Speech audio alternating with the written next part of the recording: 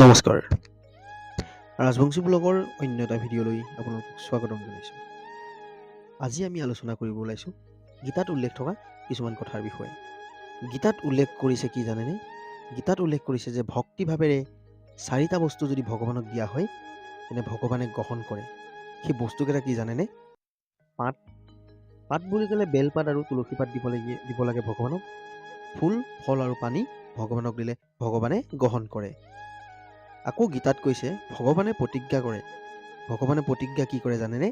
ভগৱানে প্ৰতিজ্ঞা কৰে নমে ভক্তঃ পৰ্ণশত্ৰী, অৰ্থাৎ মোৰ ভক্তৰ বিনাশ কেতিয়াও যাতে নহয়।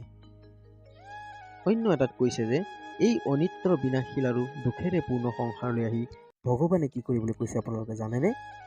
গীতাত কোৱা মতে ভগৱানে কৈছে যে মোক ভজন কৰা, মোৰ ভজন কৰা, ভজস্বামম, অৰ্থাৎ ভগৱানক ভজন কৰিব দিছে, ভগৱানৰ ভজন কীৰ্তন কৰিবলৈ দিছে।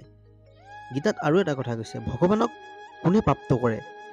ভগৱানক প্ৰাপ্ত কৰা লোকসকল হৈছে যিসকল নেকি একনিষ্ঠ সেৱক, যিসকলক ভক্ত বুলি কয়, একনিষ্ঠ সেৱক হিচাপে যিসকলে পূজা কৰে তেওঁলোকে ভগৱানক প্ৰাপ্ত কৰে। ভগৱানে অৰ্জুনক কিয় শৰণ দিছিলে, তেওঁ ওচৰত শৰণ ল'বলৈ কৈছিলে আপোনালোকে জানেনে? গীতাত কৈছে কাৰণ মনুষ্য জনম অল্পায়ু আৰু দুখেৰে ভৰা, সেইবাবেই ভগৱানে অৰ্জুনক তেওঁ শৰণ ল'বলৈ কৈছিলে। গীতাত আৰু এটা কথা কৈছে, গীতাত কৃপণ বুলি কাক কৈছে জানেনে? যিসকলে ফলক আশা কৰি কাম কৰে তেওঁক কৃপণ বা সকামী বুলি কৈছে।